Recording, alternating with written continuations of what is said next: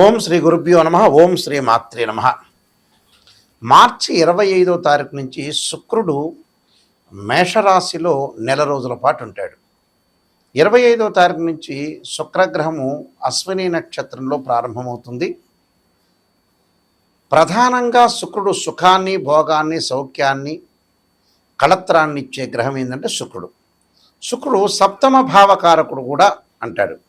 సప్తమ భావకారకుడైన శుక్రుడు నెల రోజుల పాటు మేషరాశిలో సంచారం చేస్తే ద్వాదశ భావాలకు ఏ విధంగా ఉండబోతుంది?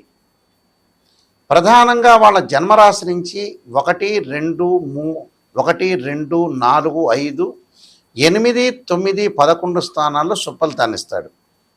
అంటే వాళ్ళ జన్మంలో బాగుంటాడు, అలా సెకండ్లో బాగుంటారు, 2లో బాగుంటారు, అలానే చతుర్థంలో ఉన్నా, పంచమంలో ఉన్నా, అలానే అష్టమంలో, నవమంలో, అలానే లాభంలో ఉన్నా కూడా చాలా అనుకూలంగా ఉంటారు. అంటే వాళ్ళ జన్మరాశి నుంచి 1, 2, 4, 5, 8, 9, 11 స్థానాల్లో ఉంటే సుఫలితాన్ని ఇచ్చే అవకాశం ఖచ్చితంగా ఉంటుంది. వివిధ రాశుల వాళ్ళకి ఏ విధంగా ఉందో ఒక్కసారి తెలుసుకుందాం. తులారాశి వారికి శుక్రగ్రహం యొక్క మార్పు ఏ విధంగా ఉండబోతుంది? ఇక్కడ రాస్యాధిపతి శుక్రుడు అవుతాడు. రాస్యాధిపతి అవుతాడు. అష్టమాధిపతి అయిన శుక్రుడు వీళ్ళకి సప్తమ స్థానంలో ఉంటాడు. సప్తమ స్థానంలో ఉంటే ఎలాంటి ఫలితాలు జరగబోతున్నాయి? సప్తమ స్థానంలో ఉంటే కొంత కోపాన్ని తగ్గించుకోవాలి. విపరీతమైన కోపం వస్తుంటుంది, ఆ కోపాన్ని తగ్గించుకోవాలి. మాట్లాడటము, ఆ మాటలు పొరపాటు మాట్లాడటం, మళ్ళీ వెనక్కి తీసుకోవటం, ఇలాంటి ఇన్సిడెంట్ జరిగే అవకాశాలు ఎక్కువ ఉంటాయి. చేయు పనుల యందు కష్ట నష్టాలు, స్త్రీ సంబంధమైన విషయాల్లో కానీ కొంత జాగ్రత్తగా ఉండాలి. స్త్రీలు మగవాళ్లతో జాగ్రత్తగా ఉండాలి, మగవాళ్ళు స్త్రీలతో జాగ్రత్త ఉండాలి. అలానే దీర్ఘకాలిక వ్యాధులు కలగటం ఒకటి, షుగర్ లాంటి వ్యాధులు కలిగే అవకాశాలు, రహస్య అవయవాలు ఉంటాయి. అంటే ఏదైతే సీక్రెట్ సంబంధించిన ప్లేసుల్లో కూడా కొన్ని డిసీజెస్ వచ్చే అవకాశాలు ఎక్కువగా ఉంటాయి. కాబట్టి ఆ డిసీజెస్ రాకుండా చూసుకోండి. భార్య తరఫున బంధువులు ఎవరైతే ఉంటారో వాళ్ళ వల్ల కొంత అంటే కొంత ఒత్తిడి గురే అవకాశం, వాళ్ళతో డిస్ప్యూట్స్ కావటం, వాళ్ళతో గొడవలు కావటం, బావమరుదులు వాళ్ళతోటి, బ్రదర్లతోటి, తర్వాత మామగారితోటి, అత్తగారితోటి, ఇలాంటి విభేదాలు వచ్చే అవకాశాలు ఎక్కువ ఉంటాయి. అలాంటి విభేదాలు, మనశ్శాంతి కోల్పోవటం, మెంటలీ డిజార్డర్, కుటుంబంలో అశాంతి, అకాల భోజనాలు, అంటే సరైన సమయానికి భోజనం లేకపోవటం వల్ల కూడా ఆరోగ్యపరంగా కొన్ని ఇబ్బందులు కలగకుండా చూసుకోవాలి. అంటే ప్రతిదీ కూడా మనం ఏదైతే నెగిటివ్ ఉంటుందో దాన్ని మనం పాజిటివ్ చేసుకొని ముందుకెళ్తే మనం ఖచ్చితంగా లైఫ్ లీడ్ చేయగలుగుతాం. అదొకటే గుర్తుపెట్టుకోండి. లైఫ్ను మనం లీడ్ ఎలా చేయగలుగుతాం? పాజిటివ్, నెగిటివ్ ఏదైతే ఉంటుందో దాన్ని మనం పాజిటివ్ చేసుకుంటే 100% మనమే సూపర్ స్టార్లను అవుతాం. అందువల్ల కొన్ని పరిహారాలు చెప్పబోతున్నా, ఆ పరిహారాలు మీరు పాటించి ముందుకు వెళ్ళండి. ఇవన్నీ కూడా గోచారరీత్యా చెప్పబడే ఫలితాలు అంటారు. అంటే this is the transit system అంటారు. బర్త్ చార్ట్కిను ట్రాన్సిట్ సిస్టానికి చాలా డిఫరెన్స్, లాట్ ఆఫ్ డిఫరెన్స్ ఉంటుంది. వీనస్ ప్లానెట్ శుక్రుడు 7th హౌస్కి లార్డ్ అంటారు. అంటే 7వ భావానికి లార్డ్, అంటే కళత్రకారకుడు.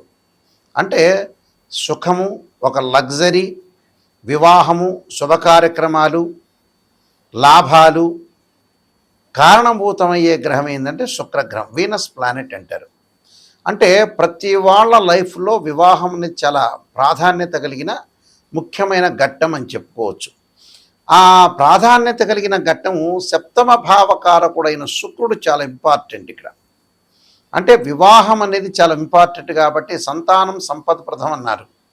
సంతానం కలగాలి అంటే ఏంటంటే వివాహం కావాలి. మనం డబ్బు సంపాదించామంటే ఆ డబ్బుకు విలువ ఎవరంటే సంతానమనే అర్థం.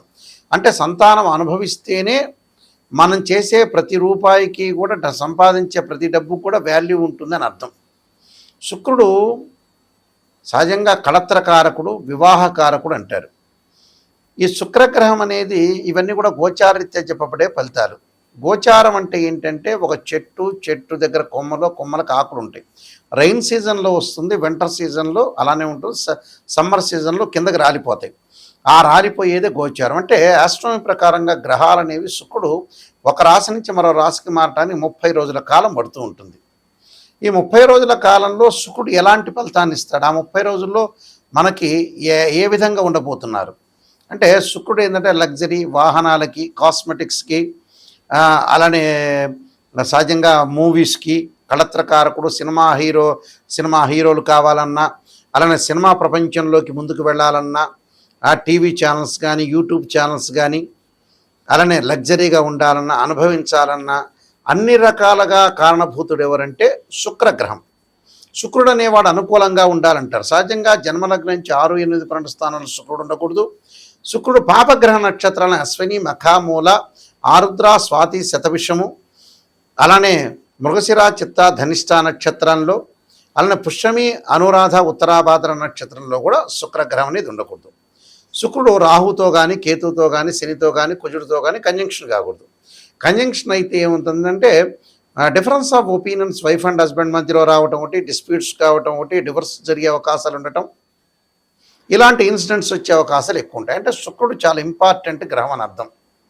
శుక్రగ్రహం అనేది ఇలా ఉండటం వల్ల ఏ విధంగా జరగబోతుంది అనేది మనం చాలా జాగ్రత్తగా చూసుకోవాలి, గోచారరీత్యా చూసుకోవాలి. అలానే లగ్నం నుంచి, అసెండెంట్ నుంచి కూడా శుక్రుడు ఎక్కడెక్కడ ఉన్నాడనేది కూడా మనం చూసుకొని ముందుకెళ్తే మనకి మంచిగా చెడ్డ లేదా దానికి ఎలాంటి పరిహారాలు చేసుకోవాలో చూసుకోవాలి. శుక్రుడు అంటే వివాహకారకుడు కాబట్టి వివాహం కాని కన్యలు ఎప్పుడూ కూడా స్త్రీలు వరపాస్పదాస రుద్రాభిషేకం, అఘోర గౌరీపాస్పదాస రుద్రాభిషేకం చేసుకోవడం చాలా మంచిది.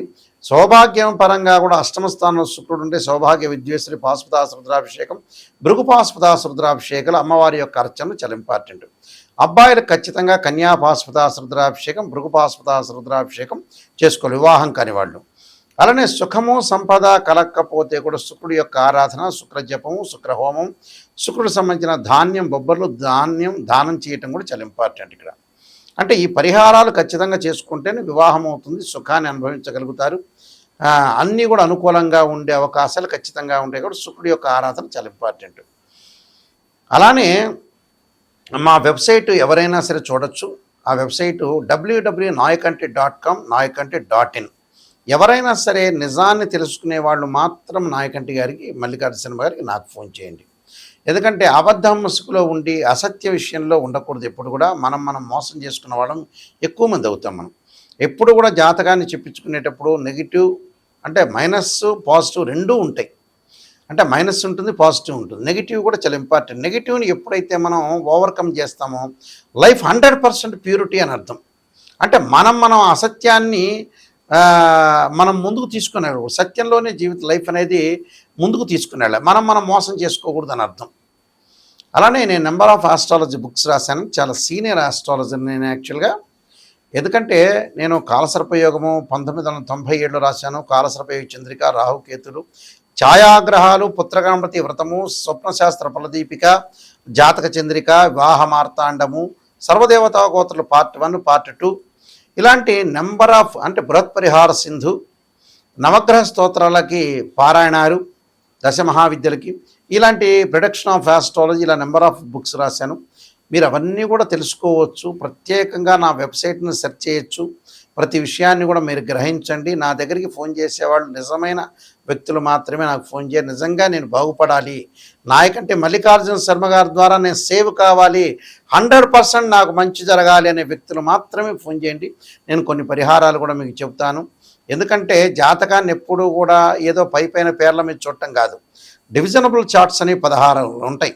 రాశిచక్రమని, నవాంశ చక్రమని, సప్తమాంశమని, దశమాంశని, హోరా, ద్రేక్కాణము, అలా త్రింశాంశం, షోడశాంశం, ఇలాంటి 16 లగ్న కుండల్ని అనాలిసిస్ చేయాలి. అనాలిసిస్ చెయ్యంది ఏ జాతకాన్ని మ్యాథమెటికల్ క్యాలిక్యులేషన్ చేయకపోతే ఏ జాతకము తెలియదు.